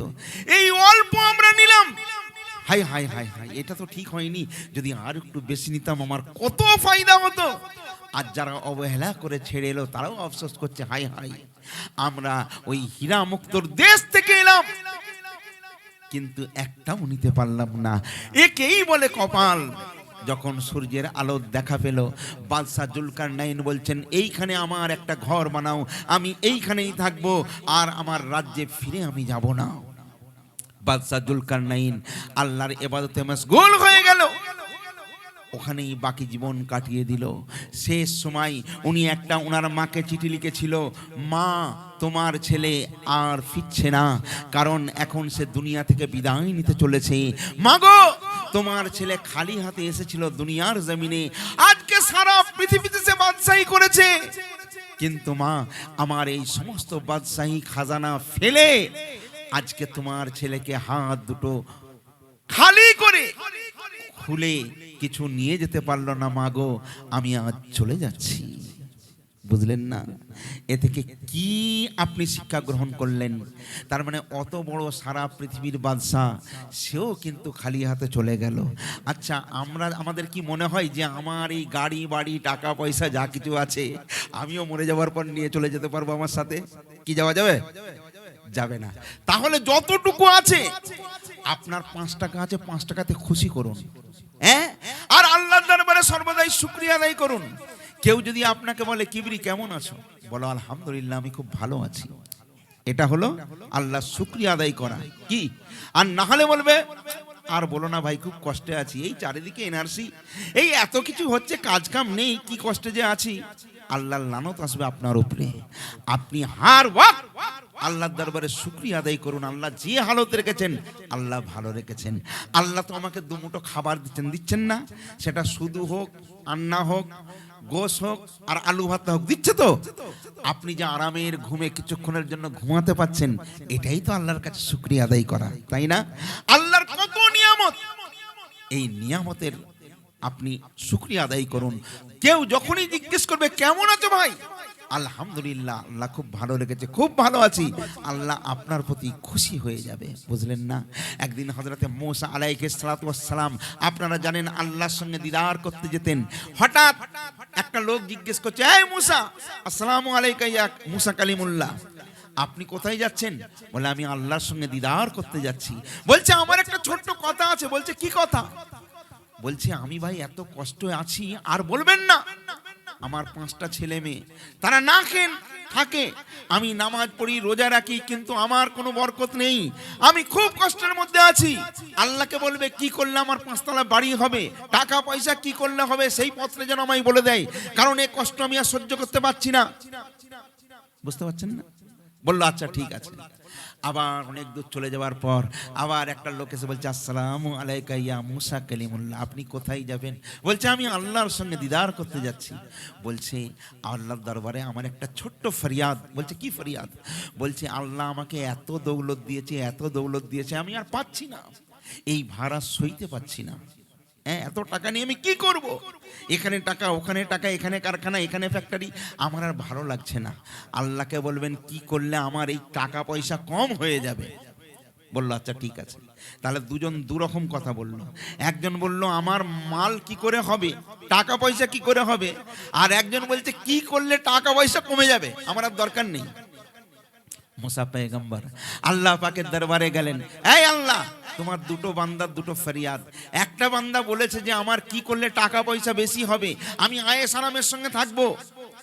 আর একটা বান্দা বলেছে তার এত দৌলত আপনি দিয়েছেন, সে বলছে কি করলে কমবে, আমি আর ভার সইতে পারছি না। আল্লাহ বলছেন, তাকে গিয়ে বলবে বেশি বেশি, যে বলেছে আমার টাকা অনেক চাই, তাকে বলবে বেশি বেশি আল্লাহর শুকরিয়া আদায় করতে। আল্লাহ, আর যে বান্দা বলল যে আমার টাকা কমবে কি করে, বলছে তাকে গিয়ে বলবে আল্লাহর শুকরিয়া আদায় করা ছেড়ে দাও, আজ থেকে আল্লাহর শুকরিয়ার আদায় করবে না। ঠিক আছে। মূসা পয়গম্বর ফিরে আসছেন, প্রথমেই দেখা কার সাথে, মানে লাস্টে যে লোকটা বলেছিলেন যে আমার দৌলত কমবে কি করে, তার সঙ্গে দেখা। এই মূসা পয়গম্বর, আল্লাহকে আমার কথা বলেছেন যে আমার দৌলত কি করে কমবে? বলছে, ভাই, আল্লাহ বলেছেন তুমি আল্লাহর শুকরিয়া আদায় করা ছেড়ে দাও, আল্লাহর ইবাদত বন্দেগী থেকে দূরে চলে যাও। সে বলছে, মূসা এ কি বলছেন, আমার বলতে কিছুই নাই, এই জীবন দিয়েছেন আমার আল্লাহ, এই চোখ দিয়েছেন আমার আল্লাহ, এই ব্রেন বুদ্ধি দিয়েছেন আমার আল্লাহ, আমার গাড়ি বাড়ি টাকা পয়সা আল্লাহ কোনো দিকের কোনো কিছুর অভাব রাখে না, এ সব কিছু আল্লাহর দয়া। আর আপনি বলছেন সেই আল্লাহর দয়াকে আমি অস্বীকার করব, আমি আল্লাহর শুকরিয়া আদায় করা ভুলে যাব? না মূসা, আমি পারলাম না, আমি তোমার এই কথা রাখতে পারলাম না। আয় আল্লাহ, সমস্ত প্রশংসা আল্লাহ আপনার, আলহামদুলিল্লাহ, আপনি কি কথা বলছেন? এ বলল, এই লোকটা বলল যে আমার প্রশংসা করা উচিত, সবকিছু তার জন্য। লাস্টে এই লোকটাকে সঙ্গে দেখা, এই লোকটা বলছে, আল্লাহকে বলেছো আমার কি করলে টাকা পয়সা হবে, এত কষ্টের মধ্যে আছি? বলছে, হ্যাঁ বলেছি, আল্লাহ বলেছে বেশি বেশি তার দরবারে তুমি শুকরিয়া আদায় করো, আল্লাহর শুকরিয়া আদায় করো। বলে, মূসা তুমিও পাগল, তোমার আল্লাহও পাগল, আমি খেতে পাচ্ছি না, কষ্টেই মরে যাচ্ছি, চারিদিকে এনআরসি ফেনারসি কত কি হচ্ছে, আর তুমি বলছো আল্লাহর প্রশংসা করতে বেশি বেশি, ওটা আমার দ্বারাই হবে না। আপনি বুকে হাত দিয়ে বলুন, তাহলে যে বলল আমার দ্বারাই শুকরিয়া আদায় করা হবে না, এর সম্পদ বাড়বে না কমবে? আরো কমবে, মানে আর নেই, আরো কমে যাবে, নেই মানে আরো নেই, শূন্য। আর এই লোকটা বলল, না, আল্লাহর প্রশংসা থেকে আমি দূর হতে পারবো না, আল্লাহ তার আরো বাড়িয়ে দেবে না, দেবে না? তো তুমি তো আল্লাহর হলে, তবে তো আল্লাহ তোমার হবে। তোমার এত রকমের টেনশন, এত রকমের চিন্তা, কারণ কি? তার কারণ একটাই, আল্লাহ থেকে আমরা অনেক দূরে সরে গেছি, বুঝলেন না? কমসে কম আমি বারবার বলি, যেখানেই যাই, ভাই আমার আল্লাহর সঙ্গে সম্পর্ক। সারাদিন আপনি দুনিয়ার জমিন নিয়ে থাকুন, আপনার পেটের জন্য আপনি চিন্তা করুন, সব কিছু করুন, কিন্তু তার মূলে একজন, আপনি ইনকাম করলেও আপনার কোনো পাওয়ার নয়, আপনার কোনো বাহাদুরি নয়। আল্লাহ যদি আপনার কিসমতে মোহর মেরে দেয়, তাহলে সব দিক থেকে আপনি বঞ্চিত হয়ে যাবেন। আল্লাহ আপনার চোখ দিয়েছে, আপনি দেখছেন, হাত দিয়েছে, কাজ করছেন, সব করছেন, সব কিছুর মূলে কিন্তু সেই আল্লাহ। তাই না? সেই আল্লাহর সঙ্গে প্রেম কখন? রাতের বেলায় যখন আপনি আরামের বিছানায় ঘুমাবেন, তখন একটু আপনার রবকে, আপনার মালিককে স্মরণ করুন। আপনি দোয়া দরুদ যা জানেন সেটা পড়ুন, আল্লাহর দরবারে, রাসূলের দরবারে পাঠিয়ে দিন। তারপরে আপনার মোনাজাত একটুখানি আপনি আল্লাহর কাছে, আল্লাহর সঙ্গে কথা বলুন, মাবুদ আপনি আমার রোগ মুক্ত করে দিন, মালিক আপনি আমার রুজি রোজগারে বরকত দিন, মালিক আপনি আমার এইটা করুন, ওইটা করুন। মালিকের সঙ্গে আপনার প্রেম হয়ে যাবে, আপনার সম্পর্ক হয়ে যাবে। কিন্তু সেই সম্পর্ক আমাদের আছে? আল্লাহর সঙ্গে আমরা সেই প্রেম করি না। আজকে দুনিয়াদারে, দুনিয়ার জমিনে আমরা যা কাজ করি লোক দেখানি কাজ করি, তাই না? লোকে কি করে আমাকে সম্মান করবে? লোকে আমাকে সম্মান করলে আমি লোকের বাঁশ দিতে ভালো পারবো। একটা কথা মনে রাখবেন, আল্লাহ বলছে যাকে কেউ চেনে না তাকে আমি চিনি। দুনিয়ার জমিনে কে তোমাকে চিনলো না চিনলো কোনো যায় আসে না। তোমার মালিক যদি তোমাকে চেনে তাতেই তোমার সব থেকে বড় পাওয়া হয়ে যাবে। বুঝতে পারছেন না? আহা, একজন আলেম ছিল, সেটা হলো বসরা বলে একটা শহর। সেই দরবারের একজন আশিক নবীর গোলাম। প্রত্যেকটা দিন সে নামাজ পড়তো আর রাত্রে শুয়ে শুয়ে তারা আমল করত। আর রাসূলের দরবারে প্রত্যেক দিন সে দরুদের তোফায়ে নজরানা পাঠাতো। কিন্তু এই লোকটা গরিব মানুষ, দেখবেন যারা আল্লাহ ওয়ালার পথে থাকে, আল্লাহর হয়ে যায়, আল্লাহ তাদের হয়ে যায়, তাদেরকে আল্লাহ অনেক সময় অনেক কিছু ভাবে পরীক্ষা নেয়, নেই। এই লোকটা বেচারা সত্য বলনেওয়ালা লোক, সৎ পথে চলে, হক কথা বলে। আর হক পথে চললে, সৎ পথে চললে তার একটু কষ্ট হয় না? প্রথম জীবনে সবাইকে পরীক্ষা দিতে হয়, যে পরীক্ষায় পাস করতে পারবে সেই আসল মকামে পৌঁছাতে পারবে। তুমি তো পরীক্ষাই দিলে না, তাহলে তুমি কি করে ওই জায়গাটা আশা করো? তোমার জন্য আশা করা মূর্খমি। আগে পরীক্ষা দাও, দিয়ে ওই জায়গায় গেলে আল্লাহ তোমাকে তোমার তামান্না পূর্ণ করে দেবেন। তো সেই লোকটা আস্তে আস্তে দিনাতে জড়িয়ে পড়ে। এখানে দিনা, সেখানে দিনা হতে হতে হতে বাজারে এত দিনা হয়ে গেছে, সমস্ত দিনাদাররা, পাওনাদাররা একদিন তাকে ঘিরে ফেললো। ঘিরে পড়লে বলছে, শোনো, তুমি বহুত বাজে লোক, তুমি সবার কাছে দিনা করেছো, তুমি কাউকে পয়সা দাওনি, অনেক দিন হয়ে গেছে, কাজে তোমাকে দিনাস পরিশোধ করতে হবে। তোমাকে মাত্র আমরা 10টা দিন সময় দিলাম, 10 দিন এই অমুক তারিখে তুমি যদি পয়সা না দাও, তোমার খবর আছে, তোমার ঘর বাড়ি আমরা ভাঙচুর করে এই জায়গাগুলো ভাগ বাটোয়ারা করে আমরা আমাদের পাওনা বুঝে নেব। ভাইরে আমার, এইবারে এই আলেম, এই আল্লাহওয়ালা নবীর গোলাম দুনিয়ার কোনো মানুষের কাছে যায়নি, কোনো মানুষকে বলেনি। কারণ দুনিয়ার জমিনে আপনি যদি আপনার বিপদে কাউকে সাথে পেতে চান, আপনার বিপদে আপনি কাউকে পাবেন না। আপনার আনন্দে দেখবেন হাজার হাজার মানুষ জড়ো হয়ে গেছে। আপনার যদি টাকা থাকে, হাজার হাজার মানুষ আপনার বন্ধু হয়ে যাবে। কিন্তু আপনার যদি টাকা না থাকে, আপনার পাশে কেউ থাকবে না, কেউ আপনাকে পুঁজবে না, কেউ সম্মান করবে না, তাই না বাপ? এটাই পৃথিবীর নিয়ম। এখন আপনার যদি অনেক টাকা পয়সা থাকে, অনেক বন্ধু বান্ধব হয়ে যাবে, টাকা পয়সা যদি না থাকে, কেউ পাশে থাকবে না। আর যতই মুখে মুখে বড় বড় কথা বলি না কেন, ওই ভালো মানুষ যে সবার উপকার করলো, একদিন তার যদি একটা ছোট্ট কিছু অন্যায় হয়ে যায়, দেখবেন সমস্ত লোক তার বিপক্ষ হয়ে যাবে, বলবে এই লোকটা এইরকমই, মারো একে, কেউ প্রতিবাদ করবে না। এটা পৃথিবীর নিয়ম, তাই না? এই লোকটা গরিব মানুষ, এত টাকা দেয় না, কেউ পাশে নেই, আত্মীয় স্বজন রিশতেদার সবাই চলে গেছে, তার সঙ্গে কথা বলাও বন্ধ করে দিয়েছে। জানে কথা বললেই এ হয়তো বলবে ভাই কিছু আমাকে দিয়ে বাঁচাও, অতএব পাড়া প্রতিবেশী সবাই দূরত্ব বজায় রেখেছে। আর এই লোকটাকে সে ছাঁচিয়ে গেল, সমস্ত পাওনাদাররা এসে বড় বড় কথা বলে গেল। এই লোক আল্লাহর নবীর দরবারে কাঁদে, রাতে যা যা আমল করার ছিল এই আমল করে সেই দিনে এত কাঁদে, আল্লাহ পাকের দরবারে কাঁদে, চোখের পানি ছেড়ে দিয়ে কাঁদে। আল্লাহ বলছে, বান্দা রে, তোর চোখ দিয়ে যদি এক ফোঁটা পানি বার হয়ে ওই চোখের পানিটা জমিনে গিয়ে পড়ে, আমি আল্লাহ আমার জাতের কসম করে বলি, আমি তোর জন্য ওই জাহান্নামটা হারাম করে দেব। যদি আল্লাহর ভয়ে, আল্লাহর ভালোবাসায়, নবীর আশিক হয়ে নবীর ভালোবাসায় সেই শাহী দরবারে এক ফোঁটা চোখের পানি কেউ ফেলতে পারে, আল্লাহ বলছে ওই পানির এত মূল্য, আমি আল্লাহ সব সইতে পারি, কিন্তু ওই বান্দার কথাটা আমি দূরে ফেলে দিতে পারি না। তাহলে আল্লাহর কাছে কাঁদতে হবে। আমরা যদি আমার বিপদের কথা কাউকে বলি, সে আমার মজবুরির ফায়দা লুটবে, লুটবে না? এই জন্য সবসময় নিউট্রাল। আপনার খাওয়া হোক আর নাই হোক, কেউ জিজ্ঞেস করে ভাই কেমন আছেন, আলহামদুলিল্লাহ। যদি বলেন আজকে বুঝলেন না কাজ কাম হচ্ছে না, খুব কষ্টের মধ্যে আছি, বেশি বেশি সে আপনার মজবুরির ফায়দা লুটবে, তাই না? একদিন পরে সালা জব্দ হয়েছে। কাজে যা বলার দরকার আপনি আপনার মালিককে বলুন, আপনার প্রভুকে বলুন, রোজ বলুন। বলতে বলতে একদিন না একদিন সে শুনবে। কি গো, শুনবে না? শুনবে, কারণ আল্লাহর নাম সামিউন, আল্লাহর নাম বাসিরুন। আল্লাহ দেখেন এবং আল্লাহ শোনেন। এই লোকটা সেই দিনে কাঁদতে কাঁদতে ফজর হয়ে আসছে। ফজরের আজান হতে কিছুক্ষণ বাকি, লোকটা শুয়ে পড়েছে।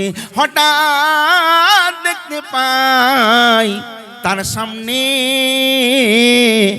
একজন নূর আলা নূর, একটা জ্যোতির্ময় একটা তার সামনে এসে দাঁড়ায়।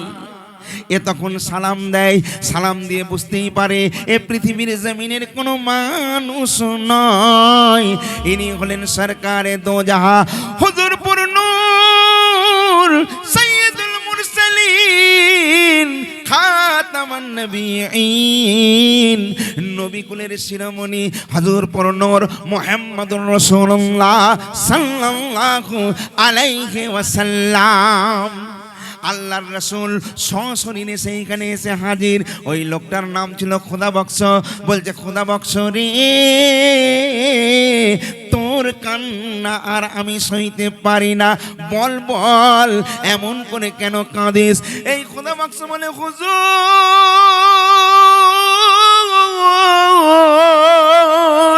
কেমন করে মানুষের সামনে এই চেহারা দেখাবো, এই মুখ দেখাবো?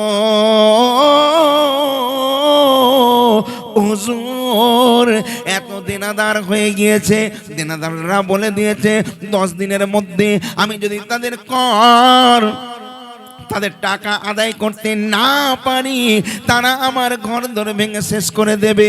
হুজুর আমার জন্য নয়, আমার মাসুম মাসুম বাচ্চা, আমি তাদের জন্য তাদের কোথায় নিয়ে যাব হুজুর? এই জন্য এই শাহী দরবারে আমি কাঁদি। হুজুর আমার উপায় কি বলো? যার কেউ নেই তার জন্য সরকারে মদিনা রয়েছেন, কিন্তু ডাকার মতো ডাকতে হবে। কি গো, ভালোবাসার মতো বাঁচতে হবে। একদিন না একদিন সে সাড়া দিবে, সেইভাবে তো আমরা ডাকি না। তো হলো কি, আল্লাহর রাসূল তখন বলছেন খোদাবক্স রে, চোখের পানি মুছেন। ফজরের পর অমুক বাদশার তুই কি নাম জানিস?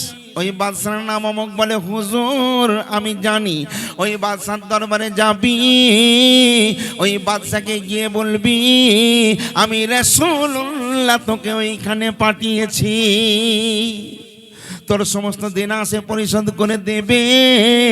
আর তাকে আর একটা কথা বলবি, ও খোদাবক্স রে শুনে রাখ, তাকে গিয়ে বলবি আজকে 2 দিন যাবত কাজের বাহানায় সে প্রত্যেকটা দিন রাতের অন্ধকারে আমার দরবারে 1000 করে দরুদ শরীফ পাঠ করে পাঠাতো, এই 2 দিন সে বন্ধ রেখেছে, এতে একটু আমি বেজার আছি।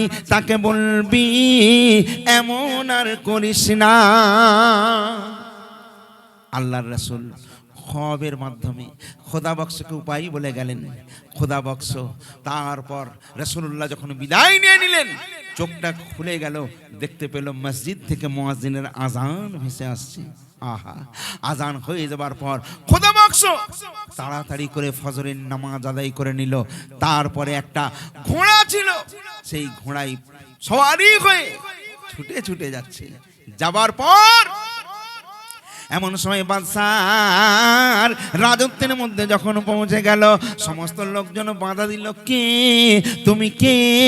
এর আগে তো কোনোদিন তোমায় দেখিনি। খোদা বক্স বলছে, দুহাই আপনাদের, এমন করে আমায় বাধা দেবেন না। একটিবার আমি বাদশাহ জাহাঁপনার সঙ্গে কথা বলতে চাই। বাদশার সঙ্গে কথা বলতে গেলে আগে থাকতে সব ঠিকঠাক করতে হয়। তুই কে রে, এসেই তুই বলছিস যে বাদশার সঙ্গে ডাইরেক্ট কথা বলবি? ডাইরেক্ট কথা বলা যায় না। বলছে আমাকে একটিবার যেতে দাও। কেউ তার কথা শোনে না, তার ঘাড় ধাক্কা দিচ্ছে। বাদশাহ শাহী মাকাম রাজপ্রাসাদের উপরে ঘোরাফেরা করছিলেন, তাসবিহ হাতে নিয়ে ফজরের নামাজ পড়ে। তিনিও তো আল্লাহওয়ালা মানুষ, তিনি দেখতে পেয়েছে একটা লোককে বারবার প্রতিহত করা হচ্ছে, প্রতিবাদ করা হচ্ছে, বাধা দেওয়া হচ্ছে, তবু আসতে চাইছে। বাদশাহ সেখান থেকে কি ব্যাপার? সব লোক বলছে, হুজুর আপনার সঙ্গে দেখা করতে চাই। বলছে ঠিক আছে, ওকে পাঠিয়ে দাও। দেখলেন একজন আলেম মানুষ, আলেমদেরকে দেখে সবাই ইজ্জত করে। এটা নবীর যারা গোলাম তাদের পেহচান। আজকে এই পোশাকের ব্যাপার কি বলবো শোনা, এই পোশাকটাও এখন বাজারে বিক্রি হয়ে গেছে। যাই হোক, সেই সময় একটা সম্মান ছিল, একটা ইজ্জত ছিল। তো উনি গেলেন, দেখলেন একজন হাফেজ মানুষ, ওনাকে সালাম দিলেন বাদশাকে। বাদশা বলল, ওয়ালাইকুম আসসালাম, কি ব্যাপার, কোথায় বাড়ি? সেই লোকটাকে বসতে জায়গা দেওয়া হলো। সৈন্য সামন্ত সবাই দাঁড়িয়ে রয়েছে, হাতে তীর ধনুক রয়েছে, তলোয়ার রয়েছে। যদি অন্য কোনো জাসুস হয় বলো। সে তখন বলছে, হুজুর বাজারে আমার এত দেনা হয়ে গেছে, প্রায় 5 থেকে 10,000 টাকা, মানে 8-10,000 টাকা দেনা। আপনার কাছে এসেছি, আমার এই ঋণগুলো দেনাগুলো পরিশোধ করে দিন। আচ্ছা, বাদশার লোকজন রেগে যাবে না? যাবে না। শালা কে রে, আবে তুই দেনা করেছিস 8-10,000 টাকা, তোকে আমরা চিনি না জানি না, কুত থেকে এসে বলছিস বাদশা সব ঋণ পরিশোধ করবে? বাদশা বলছে, ভাই তুমি এর আগে আমাকে চিনতে? বলে না। বলে আমি তোমাকে চিনি? বলে না। বলে তোমার ঘর কোথায়? বলে অমুক দেশে। বলে আমি কোনোদিন শুনিনি। তুমি দেনা করেছো, তুমি পরিশোধ করবে, তো আমি কেন তোমার দেনা পরিশোধ করব? বলছে আপনি বুঝতে পাচ্ছেন না, আমাকে যারা দেনা পাই 10 দিন টাইম দিয়েছে, আর আমি চাইছি কালকেই তার দেনা পরিশোধ করে দেবো, আর সেই সব দেনাগুলো আপনি দেবেন। বাদশা রেগে গিয়েছেন, ইয়ার কি হচ্ছে, আমার সঙ্গে ইয়ার কি হচ্ছে, তোমার দেনা আমি কেন দেব?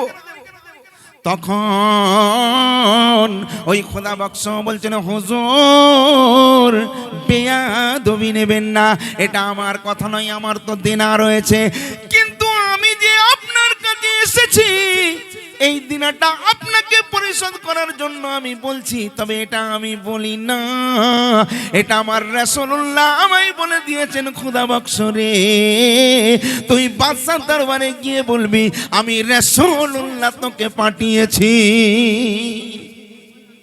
বাদশা চমকে উঠলেন, লোকজনও চমকে উঠলো, বলে কোত্থেকে গল্প শুরু করেছে, এ কি বলে? বাদশা বলছে, তুই কি বলছিস, তোকে রাসূলুল্লাহ আমার দরবারে পাঠিয়েছে? বলল, হ্যাঁ রাসূলুল্লাহ আমাকে পাঠিয়েছেন যে তোর সমস্ত দেনা বাদশাকে বলি, বাদশা পরিশোধ করে দেবে। বাদশা একটু চমকে গেলেন, কিন্তু বাদশা তো জ্ঞানী গুণী, বলছে আচ্ছা তোমাকে যে রাসূলুল্লাহ বলেছে তার কি প্রমাণ আছে? তখন খোদা বক্স বলছে, হুজুর বেয়াদবি নেবেন না, হুজুর আল্লাহর রাসূল আরো একটা কথা আমাকে বলে দিয়েছেন। বলে খোদা বক্স গিয়ে বলবি আপনি এমন একটা আমল করেন যে আমলের খবর আপনার স্ত্রী, পুত্র, পরিবার, পরিজন, আপনার আত্মীয় স্বজন কেউ জানে না। গোপনে আপনি যে আমলটা করেন, প্রত্যেকটা দিন 1000 বার দরুদ শরীফ পড়ে রাসূলুল্লাহর দরবারে আপনি পাঠাতেন। সেই দরুদ শরীফটা কোনো কাজের বাহানায়, কোনো কাজের কারণে একদিন নয় 2 দিন আপনি বন্ধ রেখেছেন। এই জন্য রাসূলুল্লাহ বলেছেন আর কোনো হালে যেন বন্ধ না রাখে, কারণ ওই জন্য রাসূলুল্লাহ আপনার উপরে একটু বেজার হয়েছে। এমন কথা শোনার পর সঙ্গে সঙ্গে বাদশা চিৎকার মেরে কেঁদে উঠে বলে, খোদা বক্স রে, আয় আয় আমার কাছে আয়। খোদা বক্সকে জাপটে ধরে কেঁদে কেঁদে বলে, খোদা বক্স রে, আজকে আমি যে আমল করি সত্যিই বলেছিস আমার আত্মীয় স্বজন বিবি বাচ্চা কেউ জানে না, কেউ জানে না, একমাত্র আমি জানি, আমার আল্লাহ জানে, আমার রাসূল জানে রে। আজকে দুদিন যে আমি আমল করিনি, আমার রাসূলুল্লাহ বেজার হয়েছে। ঠিক বলেছিস, ঠিক বলেছিস, আমার রাসূলুল্লাহ নিশ্চয়ই তোকে পাঠিয়েছে। তুই কত বড় তোর তাকদীর। খোদা বক্স তোর হাতটা দে। ওই বাদশা খোদা বক্সের হাত দুটো চুম্বন দেয়, আর খোদা বক্সের চোখের উপরে চুম্বন দেয়। তোর কত বড় কিসমত, আমার রাসূলুল্লাহকে তুই এই নয়নে জিয়ারত করেছিস। চল খোদা বক্স, আজকে তো যত দিন সব দিন আমার। সঙ্গে সঙ্গে বাদশা জাহাপানা বলল, লোকজন যাও, আমার এর যত খোদা বক্সের দিনা আছে সব পূরণ করে দাও, আর এর যা যা কমি আছে সেইগুলো পূরণ করে দাও। যারা বলুন না সুবহানাল্লাহ। বাদশার লোকজন এলো, খোদা বক্স ছোট্ট ঘর বড় ঘর হয়ে গেল। খোদা বক্স দেনাদারদের ডাকলেন, পাওনাদারদের ডাকলেন, আজকে এসো, যে যার ভাগ সে তার বুঝে নিয়ে যাও। সঙ্গে সঙ্গে সমস্ত পাওনাদাররা বলে, খোদা বক্স রে, ও খোদা বক্স, আপনি আমাদের মাফ করে দিন।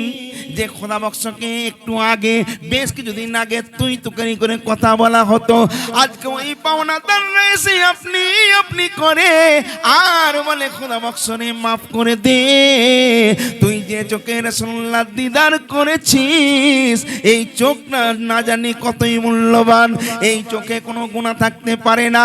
যে হাতে রাসূলের কদম দুটো বুসা করেছিস, না জানি এই হাতটা কত মূল্যবান।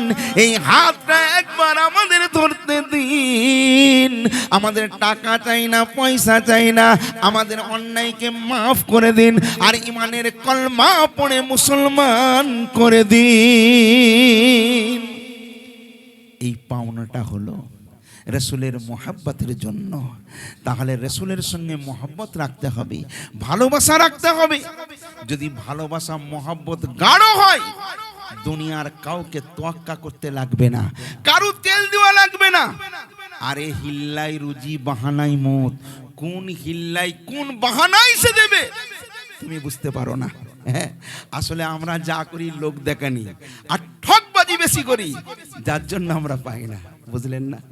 একদিন হযরতে বায়াজিদ বুস্তামি রাহমাতুল্লাহ আলাইহির কাছে বেশ কিছু লোক গেছে, গিয়ে বলছে, আচ্ছা আমি তো আপনাকে দেখি রাত দিন শুধু রেলায় থাকেন, খালি ঘোরেন বেড়ান, আনন্দ ফুর্তি হই হুল্লোড়, আবার আপনার কাছে দলে দলে লোক আসে, বিরিয়ানি পোলাও রোজ রান্না হচ্ছে, লোকজন ভালো মন্দ খাচ্ছে, ঘুরতে বেড়াচ্ছে, ব্যাপারটা বুঝলাম না। বলে কেন? বলে আপনার ছেলে মেয়ে নেই? বলে হ্যাঁ 8টা ছেলে মেয়ে। বলে বলো কি? বলে আবার আমরা বিবি আর আমি 10 জন, আবার আব্বা মা 12 জন। 12 জনের তো একটা খরচ খরচা আছে, আরে তার জন্য তো ইনকাম করা লাগবে। হ্যাঁ, তুমি কি করো? বলে কেন ভাই? চুপ করে আছে। বলছে যাই হোক, সবাই আসে সবাই যায়, সবাই আপনার ভক্ত, বুঝলাম না, মসজিদেও কোনোদিন যাননি, সামনেই মসজিদ, কোনোদিন তো আপনাকে মসজিদে নামাজ পড়তে এক ওয়াক্ত দেখিনি। বললে ভাই তুমি পড়ো তো? ঠিক আছে। বলছে না, আজকে আমাদের অনুরোধ আপনাকে মসজিদে যেতে হবে। বলে ভাই আমি মসজিদে যেয়ে কি করেন না, শুনেছি আপনি নাকি মাওলানা, আর আপনি মসজিদেরও ধারে বাড়ে যাননি, চলো না আজকে। জোর করে সবাই ধরেছে, আচ্ছা ঠিক আছে চলো। হুজুর বায়াজিদ বুস্তামি নামাজে গেলেন। বলেন আপনি নামাজ পড়ান? বলে ওরে বাপরে বাপ, ও জায়গায় আমি নেই, আপনি পড়ান। নামাজ পড়ানো হয়ে গেল। যখন সালাম ফিরাবার পর ইমাম সাহেব বলছে, এই বায়াজিদ একটু বসে যাবেন, যাবেন না। নামাজ পড়াবার পর তাড়াতাড়ি মোনাজাত শেষ করে দিয়ে সবাই ঘিরে বসেছে। বায়াজিদ বুস্তামিকে বলছে, আচ্ছা আপনার যে এত খরচ খরচা হয়, পয়সা কোত্থেকে আসে? আপনি ইনকাম করেননি? তখন বায়াজিদ বুস্তামি বলছে, আরেকবার নামাজটা পড়ে নি। বলে আরে এই তো আপনি নামাজ পড়লেন। বায়াজিদ বুস্তামি খুব দামি একটা কথা বলেছিল, বলল যে নিজের রেজেকটা তাকে চিনতে পারে না, তার পেছনে আমার নামাজ হয়নি, তাই নামাজ দুবার আমাকে আদায় করতে হবে। তো সোনা ভাই, কিছু মানুষ আছে লোক দেখানির কোনো দাম নেই। আমি যেটা করব আমার রবকে রাজি আর খুশি রাখার জন্য করব। আমার রব যাতে খুশি তো আমিও তাতে খুশি, আমার কোনো টেনশন নেই। কিসের টেনশন? আপনি কি জানেন হযরতে রাবিয়া বাসরি যখন পর্দা নিলেন, কবরের মাটিতে দুটো ফেরেশতা আছে, আপনারা জানেন সবাইকে জবাবদিহি করতে হয়। ফেরেশতা এসে জিজ্ঞেস করছে, মান রব্বুকা? এই রাবিয়া, তুমি তো দুনিয়ার জমিনে তাপসী ছিলে, বলো তোমার রবকে। আচ্ছা, আমাকে যদি কেউ জিজ্ঞেস করে তোমার রবকে, আমি বলতে পারবো না? বলতে পারবো। আপনি বলতে পারবেন, সবাই বলতে পারবে যে আমাদের সবার রব। কিন্তু রাবিয়া বাসরি চুপ করে আছে। ফেরেশতা জিজ্ঞেস করছে, এই রাবিয়া, তুমি তো বুবা নও, তুমি তো ভালোই কথা বলো, তুমি বলো তোমার রবকে। রাবিয়া বাসরি চুপ করে আছে। তৃতীয়বার আবার ফেরেশতারা সওয়াল করছে, কি তুমি জানো না তোমার রবকে? হযরতে রাবিয়া বাসরি এইবারে জবান খুলে দেয়, বলে ফেরেশতারে আমি বুবা নই, আমি কথা বলি। বলে কথা যখন বলতে পারো তাহলে বলো তোমার রবকে। রাবিয়া বাসরি বলে, কেমন করে আমি বলি আমার রব আল্লাহ, কারণ মিথ্যা বলা তো আমার সহবতে নেই, আমি মিথ্যা বলতে জানি না। আমি যদি আজকে তোমাদের সামনে বলি আমার রব হলো আমার আল্লাহ, আর আল্লাহ যদি বলে আমি চিনি না, আমি আর রাবিয়া বাসরি মিথ্যেবাদী হয়ে যাব। এই জন্য আমায় প্রশ্ন না করে ওই আল্লাহকে জিজ্ঞেস করো আমি রাবিয়া তার কে হই। বুঝলেন না? মানে আমাকে জিজ্ঞেস করার দরকার নেই, তাকে জিজ্ঞেস কর যে আমি তার কে হই। তো এইরকম পাওয়ার থাকতে হবে না? তুমি আল্লাহর হলে আল্লাহ তোমার হয়ে যাবে। আল্লাহ বলছে, বান্দা যদি অন্তর দিয়ে একবার আমাকে ডাকে, তার হাত তুলতে দেরি, আমি আল্লাহ কবুল করতে দেরি হবে না। জোরে বলুন সুবহানাল্লাহ। যাই হোক, শেষ কথা, আগামীকাল আমাদের জন্য মূল্যবান রাত শবে বরাত। এই শবে বরাত মানে কিসমত বদলে দেওয়ার রাত। দেখবেন প্রত্যেকটা মানুষের কপাল হচ্ছে দুটো, প্রত্যেকটা মানুষের কপাল হলো দুটো। একটা কপাল আল্লাহ বরাদ্দ করে দিয়েছে, মানে তার এক চুল এদিক ওদিক হবে না। আর একটা কপাল, একটা কিসমত আছে, কোন ওলি আল্লাহর নেগাহে কেরাম এবং কোন নেক ইবাদতের বিনিময়ে আল্লাহ বলছেন আমি তার কপালকে মনে করলে এদিক ওদিক করতে পারি। বুঝলেন না?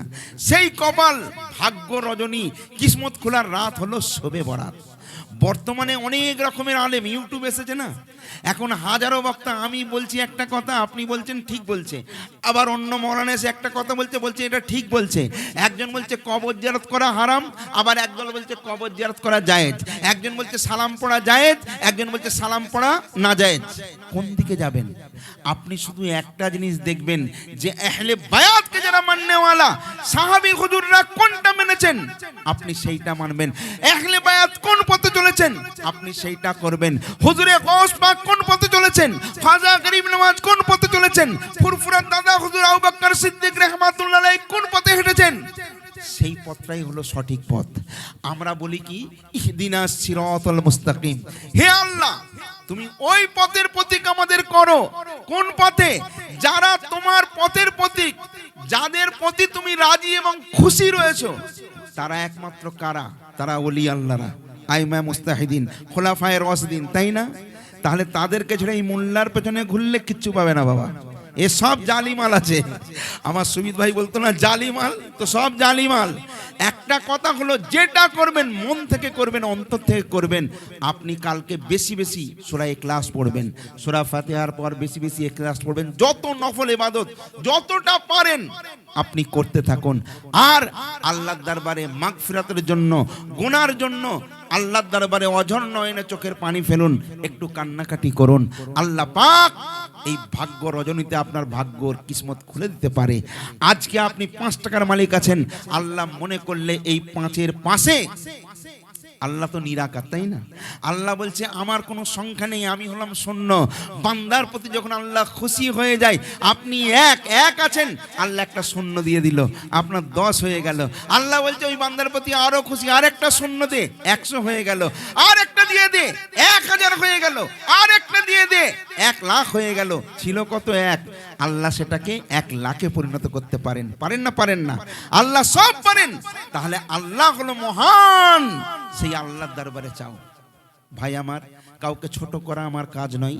আপনারা জানেন আমিও তো আপনাদের পাশের লোক, কিন্তু আমি কিন্তু সেগুলো ফলো করেছি, সেগুলো দেখেছি। তাই আল্লাহ তো কোনো অভাবে রাখেনি, আল্লাহ আমাকে রাজকীয় ভাবে রেখেছে। কিছুই করিনি, ঘুরছি বেড়াচ্ছি। আপনি যদি প্রশ্ন করেন নজরুল আমি কি চুরি করতে যাই, ডাকাতি করতে যাই, কারোর সঙ্গে কিছু হয়েছে? এইরকম হয়নি। তাহলে আল্লাহ কুদ দিয়ে দিচ্ছে। আমার হুজুরও বলতেন, বাবা পয়সার পেছনে ছোট না, পয়সা তোমার পেছনে ছুটবে, তুমি যাদের পেছনে থাকার দরকার তাদের পেছনে থাকো। বুঝলেন না? তো জিসকা ওলি মিলা উসকা নবী মিলা, জিসকা নবী মিলা উসকা খুদা মিলা। যার খুদা আছে তার আবার কোনো কিছুর প্রয়োজন আছে? নেই বাবা। তবে হালাল হারাম একটু বেঁচে খেতে হবে, সত্য কথা বলতে হবে। আর কোনো দিন আপনি বড় হবেন কি করে? বড় লোক হতে চান? 3টে কথা মনে রাখবেন, 3টে কথা, খুব মূল্যবান কথা। এই 3টে জিনিস যদি আপনি মনে রাখেন, আপনি কোনোদিন গরিব থাকবেন না, তত্তর করে এগিয়ে যাবেন। বুঝলেন না? 3টের মধ্যে হলো, একটা হলো, একটু পরে বলছি, 3টে জিনিস আপনার মধ্যে থাকবে। এই 3টে যদি থাকে, ইনশাআল্লাহ আপনার তারা কি হয়ে যাবে। একটা হলো পিকচার, একটা হলো মিক্সচার, আর একটা হলো lecture. Picture, mixture, lecture. Picture হলো ছবি, পিকচার মানে চেহারা। আপনি যখনই কেউ যদি বলে দাদা কেমন আছো, আলহামদুলিল্লাহ, এই যে পিকচার, সুন্দর পিকচার আপনি দিলেন, আপনাকে যখনই আপনার কাছে কেউ আসবে, দাদা কেমন আছো, ভালো, একটু মুচকি হেসে দিন। তার মানে আপনার পিকচারকে সুন্দর রাখুন। এটা 1 নম্বর। 2য় নম্বর হলো মিক্সচার। আপনি যেটা করবেন, লোকে বলে না এমন বসো যেন কেউ উঠতে না বলে, এমন বলো কেউ যেন ভুল না ধরে। তার মানে হিসাবের জ্ঞান রাখতে হবে। মিক্সচার মানে তুমি যেটা দেবে ঠিকঠাক। বুঝলেন না? একটা চা করতে গেলেও যদি সুন্দর চা, চিনি, দুধ ঠিকঠাক পড়ে, এই মিক্সচার যদি ভালো হয়, লোক বলবে দাদা যা করেছো না ফাটাফাটি। ওই খদ্দের চলে গেলে আবার দ্বিতীয়বার আসবে না। তার মানে মিক্সচারটা আপনাকে ঠিক করতে হবে। আর লেকচার মানে হলো কথা। আমার কথাতে যেন কেউ দুঃখ না পায়, আমার কথাতে যেন কেউ কষ্ট না পায়, এইটা আপনাকে মনে রাখতে হবে।